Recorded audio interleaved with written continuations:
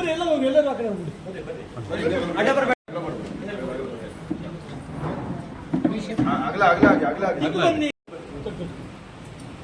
ಈ ಕಡೆ ನೋಡಿ ಎಲ್ಲ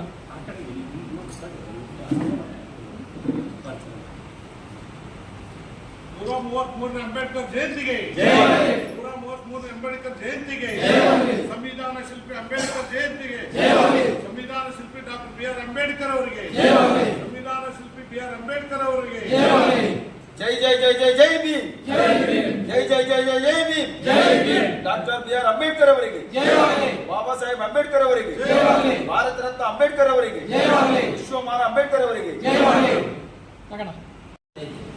ಪ್ರೊಫೆಸರ್ ಬಿ ಕೃಷ್ಣಪ್ಪನವರಿಗೆ ಪ್ರೊಫೆಸರ್ ಬಿ ಕೃಷ್ಣಪ್ಪನವರಿಗೆ ದಲಿತ ಸಂಘರ್ಷ ಸಮಿತಿ ಸ್ಥಾಪಕ ಬಿ ಕೃಷ್ಣಪ್ಪನವರಿಗೆ ದಲಿತ ಸಂಘರ್ಷ ಸ್ಥಾಪಕ ಬಿ ಕೃಷ್ಣಪ್ಪನವರಿಗೆ ಕರ್ನಾಟಕದ Ambedkar professor B ಕೃಷ್ಣಪ್ಪನವರಿಗೆ doctor Baba Saheb Ambedkar ಅವರಿಗೆ ಹೇಳಿ ನಾನು ಜೈ ಭೀಮ್ ಹುಡುಗ ನ್ಯಾಯಕ್ಕಿನ್ನೊಂದೆಸರ ಭೀಮರಾವಲ್ಲವೇ ಭಾರತಾಂಬೆ ತಾಯಿಯಲ್ಲವೇ ಸಂವಿಧಾನ ತಂದೆಯಲ್ಲವೇ ಹೆಮ್ಮೆಯಿಂದ ಹೇಳಿ ನಾನು ಜೈ ಭೀಮ್ ಹುಡುಗ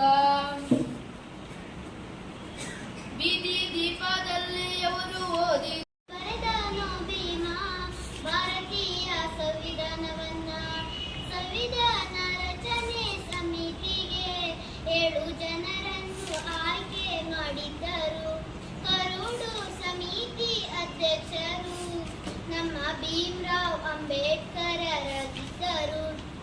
ಆಯ್ಕೆ ಮಾಡಿದ ಎಲ್ಲ ಸದಸ್ಯರು ಸುಳ್ಳು ನಪ ಹೇಳಿದು.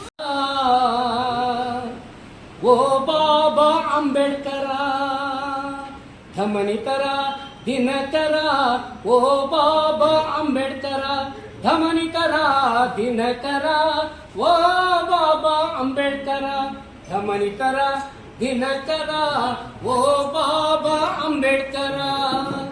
ಶಿಕ್ಷಣ ಸಂಘಟನೆ ಹೋರಾಟದ ಹರಿಕಾರ, ವಿಶ್ವಮಾನ್ಯನಾದನಿ ಅರಿತು ಜ್ಞಾನ ಭಂಡಾರ. ಓದಿದನಿ ಪುಸ್ತಕ ಅದೆಂತ ಜ್ಞಾನ ಭಂಡಾರ, ಬಾಬಾ ನಿನ್ನ ಮಸ್ತಕ. ದಿನದ 18 ಗಂಟೆ ಓದಿದನಿ ಪುಸ್ತಕ ಅದೆಂತ ಜ್ಞಾನ ಭಂಡಾರ, ಬಾಬಾ ನಿನ್ನ ಮಸ್ತಕ.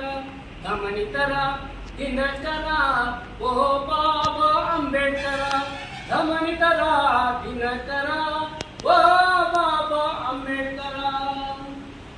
ಶೋಷಿತರ ಪಾಲಿಗೆ ಏನಾದೆ ಆಶಾ ಕಿರಣ, ಬದುಕುವ ಹಕ್ಕು ಪಡಿಸಿದ ಓ ದಿವ್ಯ ಚೇತನ.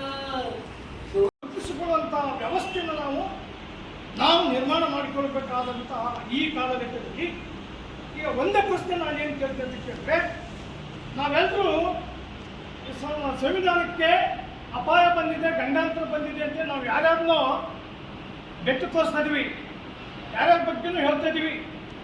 ಆದರೆ ನಿಜವಾದ ಫಲ ಎಲ್ಲ ಇಂಚಿಂಚನ್ನು ಅಧ್ಯಯನ ಮಾಡಿ ನಮಗಾಗಿ ಬದುಕಿ, ನಮ್ಮ ಬಗ್ಗೆನೇ ಬದುಕಿ, ನಮ್ಮ ಬಗ್ಗೆನೇ ಅವರು ಹೋರಾಟ ಮಾಡಿ ನಮಗೆ ಸಂವಿಧಾನವನ್ನು ರಚನೆ, ಅವರೇ ಸ್ವತಃ ಸಂವಿಧಾನವನ್ನು ರಚನೆ ಮಾಡ್ತಕ್ಕಂತಹ ಸುಯೋಗ ಬಂತಲ್ಲ, ಆ ಬಂದ ನಂತರದಲ್ಲಿ ಇವತ್ತು ನಾವು ಮನುಷ್ಯರಾಗಿದ್ದೇವೆ, ಒಂದು ಹಂತದ ಮನುಷ್ಯರಾಗಿದ್ದೇವೆ.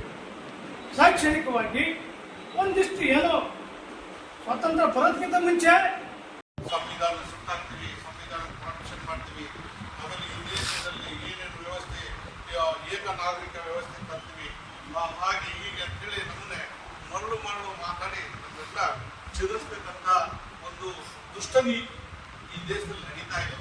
ಇವತ್ತೇ ಅದರ ಅನುಭವ ನಮ್ಗೆ ಈಗಾಗಲೇ ಆಗ್ತಾ ಇದೆ. 75 ವರ್ಷಗಳ ಸಂದಿದೆ ಈಗ ಭಾರತ ದೇಶದಲ್ಲಿ ಸ್ವತಂತ್ರ. ಆದ್ರೆ ಆ 75 ವರ್ಷದ ಹಿಂದೆ ನಮ್ಮ ಪರಿಸ್ಥಿತಿ ಹಾಗಿತ್ತು. ನಾವಿನ್ನೂ ಅಂಧಕಾರದಲ್ಲಿದ್ವಿ, ಶಿಕ್ಷಣ ಮಾಡೋಕ್ಕೆ ಅವಕಾಶ ಇರಲಿಲ್ಲ, ಅಥವಾ ಓಟ್ ಹಾಕೋಕ್ಕೆ ಒಂದು ಅವಕಾಶ ಇರಲಿಲ್ಲ. ಹಾಗೆ ಹಲವಾರು ರೀತಿ ನಾವು ಶೋಷಣೆಗೊಳಗಾಗಿದ್ವಿ. ಆದರೆ ಇವತ್ತೇ ಬಿ ಆರ್ ಅಂಬೇಡ್ಕರ್ ಅವ್ರು ಬಂದು ಸಂವಿಧಾನವನ್ನ ಬದಲಾಯಿಸಿ ಆಯಾ ಕಟ್ಟಿನ ಜನಾಂಗಕ್ಕೆ, ಆದ್ರೆ ನಮಗೆ ಅಷ್ಟೇ ಮೀಸಲಾತಿ ಅಲ್ಲ, ಸರ್ವ ಜನಾಂಗಕ್ಕೂ ಹೆಚ್ಚಿನ ಹಿರಿಯರಾಗಿರ್ತಕ್ಕಂಥ ಹಾಗೂ ಈ ಸಾಗರ ತಾಲೂಕಿನ ಸರ್ಕಾರಿ ನೌಕರರಾಗಿ ಉಪನ್ಯಾಸಕರನ್ನು ಕರೆಸಿ ನಾನು ಮಾತನಾಡ್ತಕ್ಕಂಥದ್ದು ಅಷ್ಟು ಸೂಚ್ಯ ಅಲ್ಲ ಅಂತಕ್ಕಂಥದ್ದನ್ನು ನಾನು ಭಾವಿಸ್ತಾ, ವಿಶೇಷವಾಗಿ ಇವತ್ತು ನಾವೆಲ್ಲರೂ ಕೂಡ ಇವತ್ತು ಈ ವೇದಿಕೆಯಲ್ಲಿ ಕೂತಿದ್ದೀವಿ ಅಂತಂದರೆ ಮಾನ್ಯ ಬಾಬಾ ಸಾಹೇಬ್ ಅಂಬೇಡ್ಕರ್ ಅವರನ್ನು ಮೊಟ್ಟ ಮೊದಲನೇದಾಗಿ ನಾವು ಸ್ಮರಿಸಲೇಬೇಕಾಗುತ್ತೆ. ಯಾಕೆಂದರೆ ಈ ವೇದಿಕೆಯಲ್ಲಿ ಕುತ್ಕೊಳ್ಳಕ್ಕೆ ನಮಗೆ ಅವಕಾಶ ಸಿಕ್ಕಿರ್ತಕ್ಕಂಥದ್ದೇ ಅವರಿಂದ ಅಂತಕ್ಕಂಥದ್ದನ್ನು ನಾವೆಲ್ಲರೂ ಕೂಡ ಇವತ್ತು ಅಂದ್ಕೊಳ್ತಾ ಇದ್ದೀವಿ. ನಾನಂತೂ ಯಾವಾಗಲೂ ಕೂಡ ಅದನ್ನೇ ನೆನಪಿನಲ್ಲಿಟ್ಕೊಂಡು ಜೀವನವನ್ನು ನಡೆಸ್ತಕ್ಕಂಥ ಒಬ್ಬ ವ್ಯಕ್ತಿಯಾಗಿ ತಮ್ಮೆಲ್ಲರ ಒಡನಾಡಿಯಾಗಿ ನಾನು ಇವತ್ತು ಕಾರ್ಯವನ್ನು ನಿರ್ವಹಿಸ್ತಾ ಇದ್ದೀನಿ. ಸೊ ನಾನಿವತ್ತು ತಾಲೂಕಿನಲ್ಲಿ ಒಬ್ಬ ರಾಜ್ಯ ಸರ್ಕಾರಿ ನೌಕರರ ಸಂಘದ ಅಧ್ಯಕ್ಷನಾಗಿ 2 ಬಾರಿ ಅಧಿಕಾರವನ್ನ ಅನುಭವಿಸ್ತಾ ಇದ್ದೀನಿ ಅಂದ್ರೆ ಅದು ಕೂಡ ಅಂಬೇಡ್ಕರ್ ಅವರು ಕೊಟ್ಟಿರ್ತಕ್ಕಂಥ ಒಂದು ಮೀಸಲಾತಿನೇ ನನಗೆ ಅದಕ್ಕೆ ಕಾರಣ ಅಂತಕ್ಕಂಥದ್ದು. ಮತ್ತೆ ನನ್ನಲ್ಲಿ ಇರ್ತಕ್ಕಂಥ ಆ ಗುಣಗಳನ್ನ ನನ್ನ ಸರ್ಕಾರಿ ನೌಕರರ ಸಂಘದ ಎಲ್ಲ ಪದಾಧಿಕಾರಿಗಳು ಮತ್ತೆ ನೌಕರರು ಅದನ್ನ ನಂಬಿ ನನಗೆ ಆ ಸ್ಥಾನಗಳನ್ನು ಕೊಟ್ಟಿರ್ತಕ್ಕಂಥದ್ದನ್ನ ನಾನು ಇವತ್ತು ನೆನಪನ್ನ ಮಾಡಿಕೊಳ್ಳಲೇಬೇಕಾಗುತ್ತೆ. ವಿಶೇಷವಾಗಿ ಇವತ್ತು ಬಹಳಷ್ಟು ಸಂದರ್ಭಗಳಲ್ಲಿ ನಾವು ಹೇಳ್ತೀವಿ, ಇವತ್ತು ಅಂಬೇಡ್ಕರ್ ಅವರನ್ನ ಕುರಿತು, ಅಂಬೇಡ್ಕರ್ ಅವರ ಜೀವನ ಚರಿತ್ರೆಯನ್ನು ಕುರಿತು ಎಲ್ಲಾ ಕಡೆಗಳಲ್ಲೂ ಕೂಡ ನಾವು ಮಾತನಾಡಿದ್ದೀವಿ.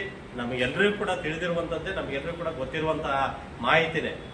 ಆದ್ರೆ ಇವತ್ತು ಅಂಬೇಡ್ಕರ್ ಎಂತಹ ವ್ಯಕ್ತಿ ಅಂತಂದ್ರೆ, ಯಾರ ಬಗ್ಗೆನೂ ಕೂಡ ಅವರ ಜೀವನ ಚರಿತ್ರೆಯನ್ನು ಅಧ್ಯಯನವನ್ನು ಮಾಡೋದಕ್ಕೆ ಅವಕಾಶಗಳು ಇಲ್ಲದೆ ಇರತಕ್ಕಂಥ ಸಂದರ್ಭದಲ್ಲಿ ವಿದೇಶಗಳಲ್ಲೂ ಕೂಡ ಒಂದು ವಿಷಯವನ್ನಾಗಿ ಅಂಬೇಡ್ಕರ್ ಅವರನ್ನ ಸಂಶೋಧನೆಯನ್ನು ಮಾಡಲಿಕ್ಕೆ ಅವಕಾಶಗಳನ್ನ ಕೊಲಂಬಿಯಾ ಯೂನಿವರ್ಸಿಟಿ ಕಲ್ಪಿಸಿಕೊಟ್ಟಿರ್ತಕ್ಕಂಥದ್ದು ನಮ್ಮ ಅಂಬೇಡ್ಕರ್ ಅವರ ಮಹತ್ ಸಾಧನೆಯ 14ನೇ ತಾರೀಕು ಬಹಳ ವಿಜೃಂಭಣೆಯಿಂದ ಆಚರಣೆಯನ್ನು ಮಾಡಿದ್ದೇವೆ.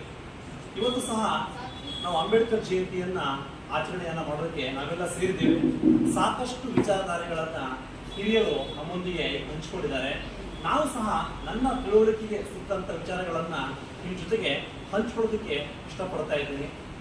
ಅಂಬೇಡ್ಕರ್ ಅಂತ ಹೇಳಿದ್ರೆ ಒಂದು ಧರ್ಮಕ್ಕೆ, ಒಂದು ಜನಾಂಗಕ್ಕೆ, ಒಂದು ಜಾತಿಗೆ ಸೀಮಿತವಾದ ನಾಯಕ ಅಲ್ಲ.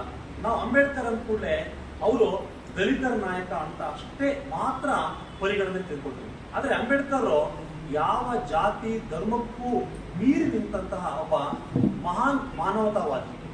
ಯಾಕಂತ ಹೇಳಿದ್ರೆ ಅಂಬೇಡ್ಕರ್ ಅವರು ಶೋಷಿತ ಜನಾಂಗದಲ್ಲಿ ಹುಟ್ಟಿ ಶೋಷಿತರ ಕಷ್ಟಗಳನ್ನು ತಾವೇ ಅನುಭವಿಸಿ ಅವನ್ನೆಲ್ಲ ಮೆಟ್ಟಿ ನಿಂತು ಬಂದ ಚರಿತ್ರೆ ಇದೆಯಲ್ಲ, ಅದು ಸಾಕಷ್ಟು ರೋಚಕವಾದ ಚರಿತ್ರೆ. ಯಾಕಂದ್ರೆ ನಾವು ಸಾಕಷ್ಟು ಕಥೆಗಳನ್ನು ಹೇಳ್ತೀವಿ.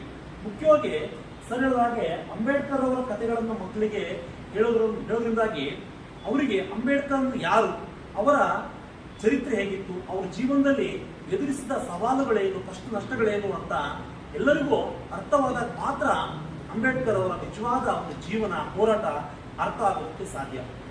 ಭಾರತವನ್ನ ಪುಣ್ಯಭೂಮಿ, ಸನಾತನ ನಾಡು, ಸಾಕಷ್ಟು ವೈಭವಿತವಾದ ಹೇಳಿಕೆಗಳಿಂದ ಭಾರತವನ್ನ ವರ್ಣನೆ ಮಾಡಲಾಗ್ತಾ ಇತ್ತು. ಆದರೆ ಒಂದು ಅಗೋಚರವಾದಂತಹ ಒಂದು ಪದ್ಧತಿ ಭಾರತದಲ್ಲಿ ಇತ್ತು. ಇಡೀ ವಿಶ್ವ ಪ್ರಪಂಚಕ್ಕೆ ಎಲ್ಲೂ ಕೂಡ ಆ ಒಂದು ಕರಾಳ ಮುಖದರ್ಶನ ಆಗಿರಲಿಲ್ಲ. 1930ನೇ ಇಸ್ವಿ ಇಂಗ್ಲೆಂಡ್ನ ರಾಜಧಾನಿ ಲಂಡನ್ನಲ್ಲಿ ಒಂದು ಸಮ್ಮೇಳನ ಆಯೋಜನೆ ಆಗುತ್ತೆ. ಭಾರತದಿಂದ ನಿಮ್ನ ವರ್ಗ ಅಥವಾ ಶೋಷಿತ ವರ್ಗದ ಪ್ರತಿನಿಧಿಯಾಗಿ ಡಾಕ್ಟರ್ ಬಾಬಾ ಸಾಹೇಬ್ ಅಂಬೇಡ್ಕರ್ ಅವರು ಲಂಡನ್ಗೆ ತೆರಳುತ್ತಾರೆ. ಅವತ್ತು ದುಂಡು ಮೇಜಿನ ಸಮ್ಮೇಳನ ಆಯೋಜನೆ ಆಗಿರುತ್ತೆ. ಅಲ್ಲಿ ಆ ದುಂಡು ಮೇಜಿನ ಸಮ್ಮೇಳನದಲ್ಲಿ ಇಡೀ ವಿಶ್ವಕ್ಕೆ ಒಂದು ಅಚ್ಚರಿಯ ಸಂಗತಿ ಗೊತ್ತಾಗತ್ತೆ. ಏನು ಅಚ್ಚರಿಯ ಸಂಗತಿ ಅಂತ ಹೇಳಿದ್ರೆ, ಭಾರತದಲ್ಲಿ ಈ ಶೋಷಿತ ಜನಾಂಗಗಳನ್ನ ಹುಟ್ಟಬಾರದು ಅನ್ನುವಂತಹ ಅಸ್ಪೃಶ್ಯತಾ ಒಂದು ಕರಾಳ